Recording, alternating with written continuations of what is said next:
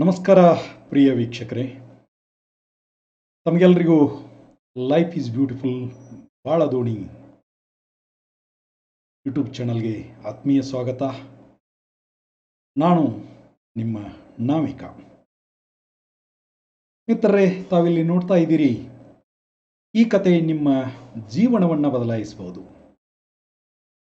ಪಟೇಲ್ನ ಭದ್ರತಾ ಸಿಬ್ಬಂದಿಯೊಬ್ಬ ನೀಡಿದಂಥ cricket tip Sachin Tendulkar ಅವರ ಭವಿಷ್ಯವನ್ನು ಬದಲಾಯಿಸಿತು ಅನ್ನುವಂಥ ಕತೆ. ಕಲಿಕೆ ಅನ್ನೋದು ಜೀವನ ಪರ್ಯಂತ ನಡೆಯುವಂತಹ ಒಂದು ಪ್ರಕ್ರಿಯೆ ಅನ್ನುವಂಥದ್ದನ್ನು ಮೊದಲಿಗೆ ನಾವು ನೆನಪಿಟ್ಕೊಳ್ಬೇಕು. ಆ ಪ್ರಜ್ಞೆಯೊಂದಿಗೆ ನಾವು ಈ ಕಥೆಯನ್ನು ಕೇಳ್ತಾ ಹೋದರೆ, ಹೇಗೆ ಸಚಿನ್ ತೆಂಡೂಲ್ಕರ್ ಇಷ್ಟು ಎತ್ತರಕ್ಕೆ ಬೆಳೆಯುವುದಕ್ಕೆ ಸಾಧ್ಯ ಆಯಿತು, ಅದರ ಹಿಂದಿನ ಒಂದು ಅತ್ಯಂತ ಪ್ರಮುಖ ಗುಟ್ಟು ಇದೀಗ ನಿಮಗೆ ಬಯಲಾಗ್ತದೆ. ಕ್ರಿಕೆಟ್ ಲೋಕದ ದೇವರು ಎಂದೇ ಪ್ರಸಿದ್ಧರಾಗಿರುವ ಸಚಿನ್ ತೆಂಡೂಲ್ಕರ್ ಮಾಡಿದ ಸಾಧನೆಗಳ ಪಟ್ಟಿ ತುಂಬ ದೊಡ್ಡದು. ಅವುಗಳಲ್ಲಿ ಕೆಲವನ್ನ ಈಗ ಬೇರೆಯವರು ಮುರಿದಿರಬಹುದು. ಆದರೆ ಮುರಿಯದೇ ಇರುವ ಮತ್ತು ಮುರಿಯಲು ಅಸಾಧ್ಯವೆನಿಸುವಂಥ ಹಲವಾರು ದಾಖಲೆಗಳು ಈಗಲೂ ಅವರ ಹೆಸರಿನಲ್ಲಿವೆ. ಅವುಗಳಲ್ಲಿ ಕೆಲವನ್ನ ಉದಾಹರಿಸುವುದಾದರೆ, ಅತಿ ಹೆಚ್ಚು ಶತಕಗಳು ತಮಗೆ ಗೊತ್ತಿದೆ. 100 ಶತಕಗಳ ದಾಖಲೆ ಅವರ ಹೆಸರಿನಲ್ಲಿದೆ.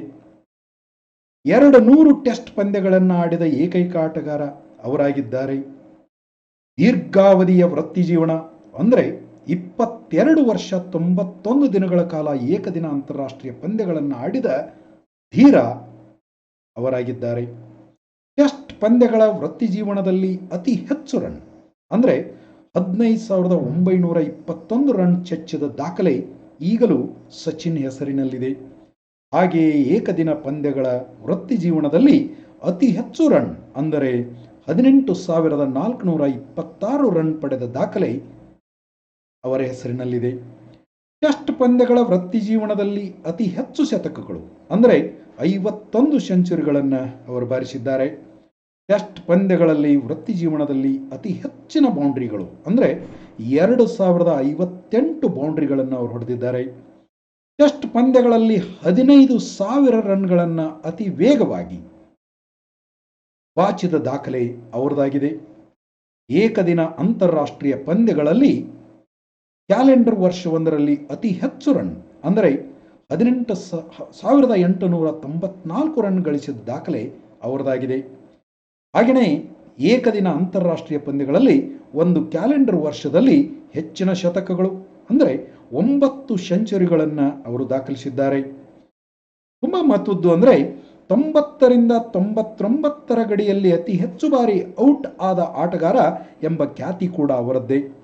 ಒಂದು ವೇಳೆ ಅವೆಲ್ಲ ಸೆಂಚುರಿಗಳಾಗಿ ಕನ್ವರ್ಟ್ ಆಗಿದ್ದರೆ ಅವರ ದಾಖಲೆಗಳು ಸೂರ್ಯ ಚಂದ್ರರಿರುವವರೆಗೂ ಶಾಶ್ವತವಾಗಿರುತ್ತಿದ್ದವೇನೋ. ಅವರು ನರ್ವಸ್ 90ಗೆ ಪ್ರಸಿದ್ಧರಾಗಿದ್ದರು ಅನ್ನುವಂಥದ್ದು ತಮಗೆ ಗೊತ್ತಿರಬಹುದು.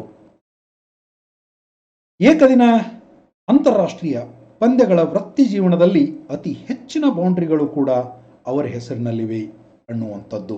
ಸುಮಾರು 2013 ಅಂತಹ ಬೌಂಡ್ರಿಗಳನ್ನು ಅವರು ಒಂದು ಏಕದಿನ ಪಂದ್ಯಗಳ ವೃತ್ತಿ ಜೀವನದೊಳಗೆ ಮಾಡಿರುವಂಥ ಸಾಧನೆ. ಹಾಗೆಯೇ ಏಕದಿನ ಅಂತಾರಾಷ್ಟ್ರೀಯ ಪಂದ್ಯಗಳಲ್ಲಿ ವೃತ್ತಿ ಜೀವನದೊಳಗೆ ಅತಿ ಹೆಚ್ಚು ಅರ್ಧಶತಕಗಳು ಅಂದರೆ 145 ಅರ್ಧಶತಕಗಳ ದಾಖಲೆ ಅವರ ಹೆಸರಿನಲ್ಲಿದೆ. ಏಕದಿನ ಅಂತಾರಾಷ್ಟ್ರೀಯ ಪಂದ್ಯಗಳಲ್ಲಿ 18,000 ರನ್ಗಳನ್ನು ವೇಗವಾಗಿ ಆಡಿದ ಆಟಗಾರ ಕೂಡ ಅವರು ಅನ್ನೋದನ್ನು ನೋಡಿದ್ದೀವಿ. ಒಟ್ಟಾರೆ ಕ್ರಿಕೆಟ್ ಕರಿಯರ್ನಲ್ಲಿ 76 ಬಾರಿ ಪಂದ್ಯ ಪುರುಷ ಪ್ರಶಸ್ತಿ ಪಡೆದ ದಾಖಲೆ ಅವರದು. ಇನ್ನು ವೃತ್ತಿ ಜೀವನದಲ್ಲಿ ಅತಿ ಹೆಚ್ಚು ರನ್ ಅಂದರೆ 34,357 ರನ್ ಗಳಿಸಿದ ಕೀರ್ತಿ ಅವರದು. ಒಟ್ಟಾರೆ ಸಂಯೋಜಿತ ಅಂತ ಹೇಳ್ತೀವಿ, ಅಂದರೆ ಇದರೊಳಗೆ ODI ಬರುತ್ತೆ, ಟೆಸ್ಟ್ ಬರುತ್ತೆ ಮತ್ತು T20 ಅನ್ನುವಂಥದ್ದು ಕೂಡ ಬರ್ತದೆ. ಇಷ್ಟೆಲ್ಲ ದಾಖಲೆಗಳು ಈಗಲೂ ಅವರ ಹೆಸರಿನಲ್ಲಿವೆ ಅಂದರೆ ಅದಕ್ಕೆ ತೆಂಡೂಲ್ಕರ್ ಅವರ ಸಾಮರ್ಥ್ಯ, ತಾಳ್ಮೆ ಮತ್ತು ಕೌಶಲ್ಯಗಳೇ ಕಾರಣ ಎಂದು ಹೇಳಬಹುದು. ಆದರೆ ಇಲ್ಲಿ ನಾವು ಸರ್ವಜ್ಞನ ಒಂದು ವಚನವನ್ನು ನೆನಪಿಸಿಕೊಳ್ಳಲೇಬೇಕು. ಅದೇನೆಂದರೆ, ಸರ್ವಜ್ಞನೆಂಬುವನು ಗರ್ವದಿಂದಾದವಣೆ, ಸರ್ವರೊಳಗೊಂದೊಂದು ನುಡಿಗಲಿತು ವಿದ್ಯೆಯ ಪರ್ವತವೇ ತಾನಾದ ಸರ್ವಜ್ಞ ಎಂದು ಸ್ವತಃ ಸರ್ವಜ್ಞನೇ ಹೇಳಿಕೊಂಡಿದ್ದಾನೆ. ಇದು ಅವನ ವಿನಮ್ರತೆಯನ್ನು ತೋರಿಸುತ್ತದೆ. ಇದು ಭಾರತೀಯ ಪರಂಪರೆಯೂ ಹೌದು. ಋಗ್ವೇದದಲ್ಲಿನ ಆಣೋ ಭದ್ರ ಕ್ರತವೋ ಎಂತು ವಿಶ್ವತಃ ಅಂದರೆ ವಿಶ್ವದ ಎಲ್ಲ ಶ್ರೇಷ್ಠ ವಿಚಾರಗಳು ನನ್ನೆಡೆಗೆ ಹರಿದು ಬರಲಿ ಎಂಬ ಮಾತು ಇದಕ್ಕೆ ಸಾಕ್ಷಿಯಾಗಿದೆ. ಇಂಥ ಒಂದು ಘಟನೆ ತೆಂಡೂಲ್ಕರ್ ಅವರ ವೃತ್ತಿ ಜೀವನದಲ್ಲಿ ನಡೆದದ್ದನ್ನು ಆ ಘಟನೆ ನಡೆದು 19 ವರ್ಷಗಳ ನಂತರ ಸ್ವತಃ ತೆಂಡೂಲ್ಕರ್ ಅವರೇ ಹೇಳಿಕೊಂಡರು. ಇದು ಅವರ ವಿನಮ್ರತೆ ಮತ್ತು ಪ್ರಾಮಾಣಿಕತೆಯನ್ನು ತೋರಿಸುತ್ತದೆ. ಈ ಘಟನೆ ನಡೆದದ್ದು 2001ರ ಆರಂಭದಲ್ಲಿ. ಆಸ್ಟ್ರೇಲಿಯಾ ವಿರುದ್ಧದ ಟೆಸ್ಟ್ ಸರಣಿಯ ಸಂದರ್ಭದಲ್ಲಿ ತೆಂಡೂಲ್ಕರ್ ಚೆನ್ನೈನ ಹೋಟೆಲ್ ಒಂದರಲ್ಲಿ ಉಳಿದುಕೊಂಡಿದ್ದರು. ಆಗ ತೆಂಡೂಲ್ಕರ್ ಅವರು ತಮ್ಮ ಒಟ್ಟು ಸಾಧನೆಯ ಅರ್ಧ ಹಾದಿಯಲ್ಲಿದ್ದರು ಎಂಬುದನ್ನು ನಾವು ಗಮನಿಸಬೇಕು. ಆಗ ಆ ಹೋಟೆಲ್ನಲ್ಲಿ ಸೆಕ್ಯೂರಿಟಿ ಗಾರ್ಡ್ ಆಗಿ ಕೆಲಸ ಮಾಡುತ್ತಿದ್ದ ಒಬ್ಬ ತರುಣ ಸಚಿನ್ ಬಳಿ ಬಂದ. ಅವನ ಹೆಸರು ಗುರುಪ್ರಸಾದ್ ಅಂತ. ಅವನು, ನಿಮ್ಮ ಕ್ರಿಕೆಟ್ ಆಟದ ಕುರಿತು ನಾನು ನಿಮಗೊಂದು ಸಲಹೆ ಕೊಡಬಹುದೇ ಎಂದು ತೆಂಡೂಲ್ಕರ್ ಅವರನ್ನು ಕೇಳಿದ. ಬಹುಶಃ ನಾವು ಆ ಸ್ಥಾನದಲ್ಲಿದ್ದರೆ ಆ ಸಲಹೆಗೆ ಅವಕಾಶವನ್ನೇ ಕೊಡುತ್ತಿರಲಿಲ್ಲವೇನೋ. ಆದರೆ ಸಾಧಕರು ಯಾವಾಗಲೂ ಭಿನ್ನವಾಗಿ ಯೋಚಿಸುತ್ತಾರೆ ಎಂಬುದಕ್ಕೆ ಉದಾಹರಣೆ ಎನ್ನುವಂತೆ ತೆಂಡೂಲ್ಕರ್ ಅವರು ಏನು ಹೇಳಿ ಅಂದರು. ಆಗ ಗುರುಪ್ರಸಾದ್ ಹೇಳಿದ್ದು, ನೀವು ಆರ್ಮ್ ಗಾರ್ಡನ್ನು ಕಟ್ಟಿಕೊಂಡು ಆಡುವಾಗ ಚೆಂಡನ್ನು ತುಸು ಎತ್ತಿ ಹೊಡೆಯುವ ಸಂದರ್ಭ ಬಂದಲ್ಲಿ ನೀವು ಅಷ್ಟು ಕಂಫರ್ಟೇಬಲ್ ಆಗಿ ಇರೋದಿಲ್ಲ. ಇದರಿಂದ ಚೆಂಡನ್ನು ನೀವು ಎಷ್ಟು ಶಕ್ತಿ ಪ್ರಯೋಗಿಸಿ ಹೊಡೆಯಬಹುದಿತ್ತೋ ಅಷ್ಟು ಹೊಡೆಯಲಾಗುತ್ತಿಲ್ಲ. ಇದು ನಿಮ್ಮ ಒಟ್ಟು ಪರ್ಫಾರ್ಮೆನ್ಸ್ ಮೇಲೆ ಪ್ರಭಾವ ಬೀರುತ್ತಿದೆ. ಇದಕ್ಕೆ ಮುಖ್ಯ ಕಾರಣ ನೀವು ತೊಡುವ ಆರ್ಮ್ ಗಾರ್ಡ್ ತುಸು ಉದ್ದ ಇದೆ ಎಂದು ನನಗೆ ಅನಿಸಿದೆ ಅಂತ ಹೇಳಿದ. ಎಂಥ ಅದ್ಭುತ ವಿಚಾರ ನೋಡಿ. ಸ್ವತಃ ತೆಂಡೂಲ್ಕರ್ಗೆ ಹೊಳೆಯದಿದ್ದ, ಆತನ ವೃತ್ತಿ ಜೀವನದಲ್ಲಿ ಬಂದ ಪ್ರಸಿದ್ಧ ಕೋಚ್ಗಳಿಗೆ ಹೊಳೆಯದಿದ್ದ ಅಥವಾ ಗಮನಕ್ಕೆ ಬಾರದೆ ಹೋಗಿದ್ದ ಒಂದು ಸಂಗತಿ ಒಬ್ಬ ಸೆಕ್ಯೂರಿಟಿ ಗಾರ್ಡ್ನ ಗಮನಕ್ಕೆ ಬಂದಿತ್ತು. ಈ ಸಲಹೆಯನ್ನು ತಕ್ಷಣ ಸೀರಿಯಸ್ ಆಗಿ ತೆಗೆದುಕೊಂಡ ತೆಂಡೂಲ್ಕರ್ ತಮ್ಮ ಆರ್ಮ್ ಗಾರ್ಡನ್ನು ರೀಡಿಸೈನ್ ಮಾಡಿಸಿದರು. ಅದು ಅವರಿಗೆ ಚೆಂಡನ್ನು ಹೆಚ್ಚು ಸುಲಭವಾಗಿ ಅಟ್ಟೋದಕ್ಕೆ ನೆರವಾಯಿತು. ಮಿತ್ರರೇ, ಮುಂದಿನದೆಲ್ಲ ಇತಿಹಾಸ. ಈ ಕಥೆಯನ್ನು ಹೇಳುವ ಉದ್ದೇಶ ಇಷ್ಟೇ: ಎಂಥದೇ ಸಾಧಕನಾದವನು, ಸಮರ್ಥನೂ ಕಲಿಕೆಯ ವಿಷಯದಲ್ಲಿ ಹೆಚ್ಚು ಫ್ಲೆಕ್ಸಿಬಲ್ ಇರಬೇಕು. ಅವರಿಂದ ಏನು ಕಲಿಯೋದಿದೆ, ಇವರಿಂದ ಏನು ಕಲಿಯುವುದಿದೆ, ನನಗೆ ಆಗಲೇ ಎಲ್ಲವೂ ಗೊತ್ತಿದೆ ಎಂಬಂತಹ ಅಹಂಕಾರ ಇರಬಾರದು.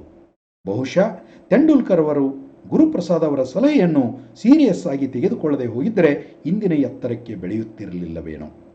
ನನಗೆ ಎಲ್ಲವೂ ಗೊತ್ತಿದೆ ಎಂದು ಹೇಳುವುದು ಮೋಸ ಹೋಗುವ ನೇರ ದಾರಿ ಎಂಬ ಸಾಕ್ರಟಿಸ್ನ ಮಾತು ಕೂಡ ಇದೇ ಅರ್ಥವನ್ನು ಧ್ವನಿಸುತ್ತದೆ ಅಲ್ಲವೇ?